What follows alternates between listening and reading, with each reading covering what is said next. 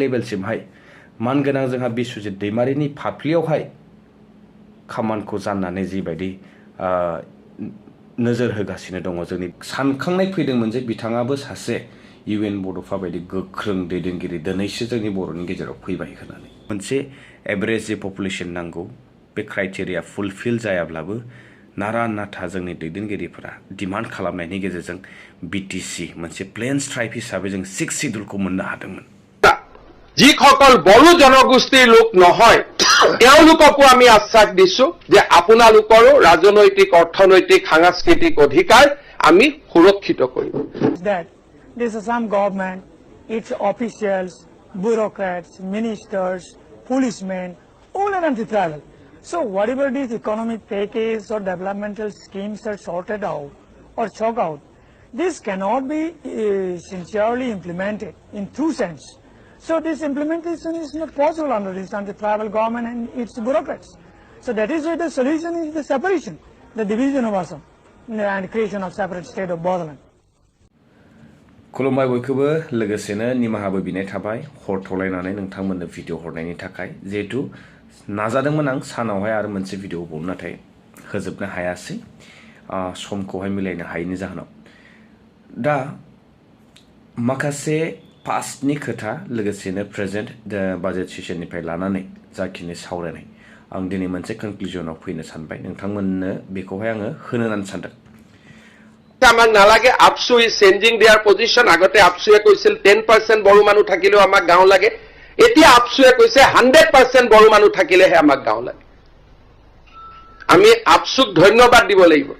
যদি 2003 এনে ধৰণৰ কথা যদি আপসুৰ লগত পাতিব পৰা গ'লহেতেন আজি আৰু এখন নতুন বিটিআৰ আমি দেখা পালোহেতেন मोनसेया जाहैबाय जे गामि सोसननायनि बेलायाव जे 100% नि खोथा ओंखारदों बेयावथ' कुनु डिमडआनो गैखाया आरो जिखिनि रेभिनिउ आरो फरेस्ट माने भिलेज दङ बिनि बेलायाव एबव 50% नि जि मोनसे बेयाव मेजरिटी ट्राइबेल पपुलेसन होननानै दङ बे हिसाबैनो बियो थांगोन 100% ल' गामिखौ सोसननायनि बाथ्रा गैया 100% आथ' कुनु डिसपुट गैया किन्तु आदार देन डेट 50 एन्ड एबव 100 सिम जिखिनि ओनसोल आरो एरिया बेखौ जोङो सोसननायनि थाखाय खामानि मावगासिनो दङ बड'फा UN ब्रह्म बिथांनि आङो इन्टारभिउ मिडियाजों इन्टारभिउ लानाय फुराना भिडिअखौ नायनानै मोनसे खोथाखौ एसे स्रां मोनदों जे दिनै अपोजिशन हिसाबै अपोजिशनाव थानानै जाखिनि गभर्नमेन्टनि फेभराव थानाय बाथ्राफोरनि फारसे जे अपोज खालामनानै खोथाखौ बुंनोबो गोरलै नङा जिहेतु खायसेया ओरैबायदि दिनै जोङो पाब्लिकनि अपिनियनखौसो कालेक्टिभलि पाब्लिक अपिनियननि गेजेरजों जोङो माखासे फाइन्डिंसखौ खालामनो हायो नाथाय सानैसो ओरैबायदि ओरैनो गुलाय गुजाय अपिनियन्सफोरखौ हरो जिहेतु माने बेखौ रिलेभेन्सि गैया नंगौना नङा जाथावना जाथावा बेफोरखौबो नायालासिनो ओरैनो कमेन्ट्सखौ होदलाबायो दा एज आ अपोजिशन खोथाया नंगौना नङा बेखौहाय बुंनो थाखाय रियेलि मोनसे जोबोद गट्स नांगौ ओरैनो सा साज्रां गभर्नमेन्टनि फेभराव थानाय बाथ्रानि फारसे अपोज खालामनो गोनांब्ला जों मिथिगौ बेनि आउटकामा मा जागोन ना स्ट्रेटअवे बिथांनि फारसे हयथ' माखासे चार्जेस लागायनो हानाय बा माखासे एलिगेशन्स लागायनानै जिहेतु पावारा दङ गभर्नमेन्टनि आखायावहाय स' बेनि एगेन्स्टै अपोजिशनाव थानानै जे खोथाखौ सालिजारि खालामालासे बुंगोन ओरैनो बे माब्लाबा जानो हानाय नङा मालाबा समावहाय स्लिप अफ टां माखासे खोथाया ओरैनो थांफ्लाङो बे आलादा खोथा पलिटिकल सिनारिय'नि गेजेरजों जुदि नायोब्ला इलेक्शन्स टाइमावहाय जों माखासे खोथाफोरखौ ओरैनो बारावहाय बुंनायखौ जों खोनायो नंगौ नाथाय बाजेट सेसनाव बुंनाय बा एसेम्ब्लियाव बुंनाय खोथाफोरा थयथ' गैयाजासे बा रियेलिटिजोंहाय रिलेभेन्सि गैयाजासे ओरैनो रावबो बुंलाबायनो हाया दा बेजों रिलेटेड फार्स्ट जिहेतु जोंहा बड'फा UN ब्रह्म बिथाङा बुंदोंमोन जे दिनै माखासे डेभेलपमेन्टेल पेकेज बा डेभेलपमेन्टनि जिखुनु स्किम्सफोर बेखौ इमप्लिमेन्ट खालामनाया एक्चुअल महर मोनगोन नामा बे सल्युशन जानो हाया बेयो सलिउसन जानो हाया आरो सलिउसन जानो गोनांब्ला सेपारेशन बा कार्भ आउट खालामागौमानि जोंनि फेभारावहाय मालाबाबो जोङो साक्सेसखौ मोननाय नङा। बेबायदिनो UN बड'फा बिथाङा गोख्रों मोनसे मेसेज होलांदोंमोन। नाथाय जोङो नैबे प्रेजेन्ट सिनारिय'जों जोङो रिलेट खालामनानै नायोब्ला मानगोनां आफादगिरि प्रमद बर' बिथाङा बारग' बै समाव जा गोख्रों बिबुंथि होबोदोंमोन थारैनो जोङो बिथांखौहाय अनसायदोंमोन। आं स्पेसियेलि आं पार्सनेलि बिथांनि मोनफ्रोमबो स्पिच मोनफ्रोमबो डायलग्सफोरखौ फल' खालामदोंमोन आरो जोबोद गोसोआव लादोंमोन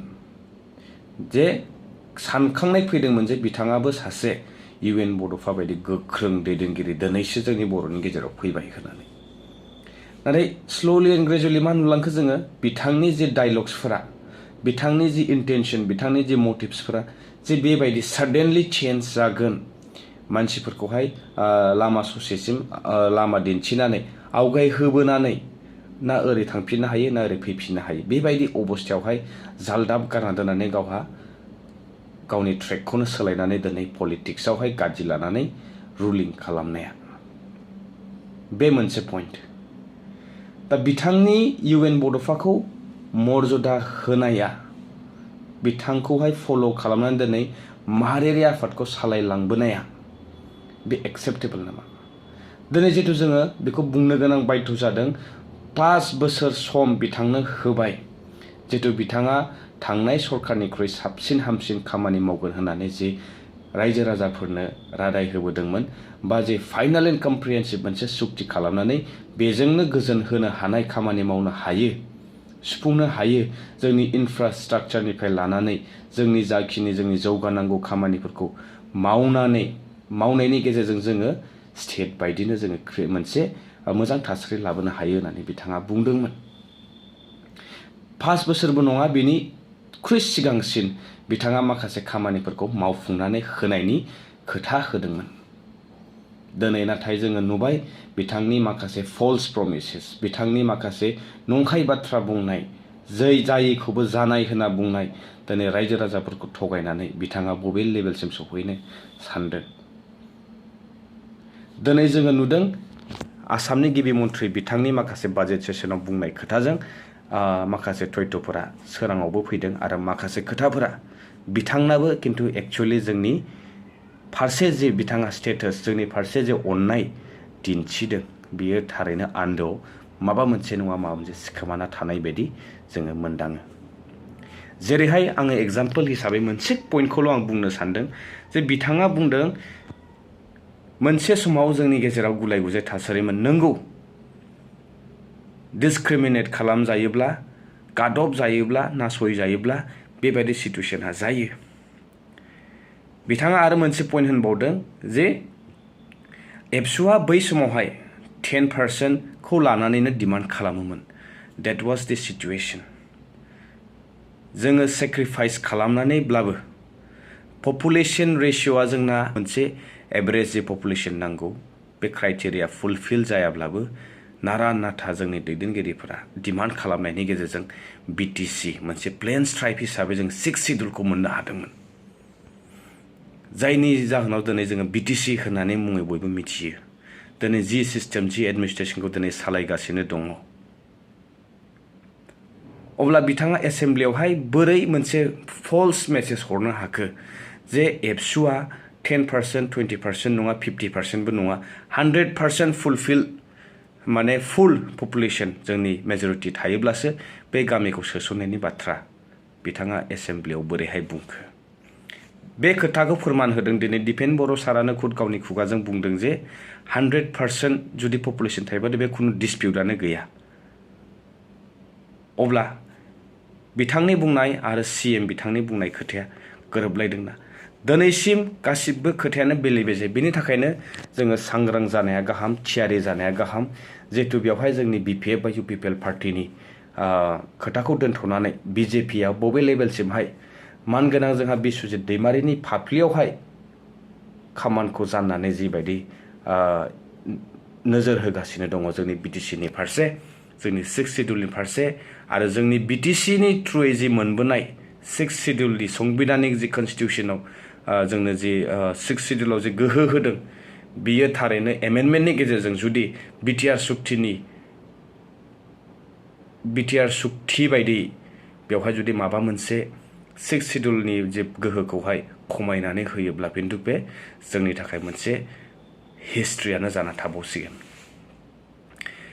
आं बांद्राय गोलाव बुंनो सानाखै नोंथांमोननि गेजेराव बेले जेबो खालामनो सानाखै फेक्चुअला मा फेक्ट खोथाया मा नोंथांमोना बिजिरनो थाखाय आङो नैबे भिडिअखौ लाबोदों नोंथांमोननि अपिनियन्सखौ नांगौ जिहेतु आं अलरेडि इन्ट्र' स्टार्टिंआवहाय मेनसन खालामबाय जे नोंथांमोननि अपिनियनखौ मोनागौमानि जोंबो माखासे खोथाफोरखौ बुंनो हाया दिनै रायजोआ बबे लामाजोंहाय हान्थिगासिनो दङ लोगो मोनसिगोन रायजो नोंथांमोन नेक्स्ट भिडिअ टिल देन स्टे टिउन बाय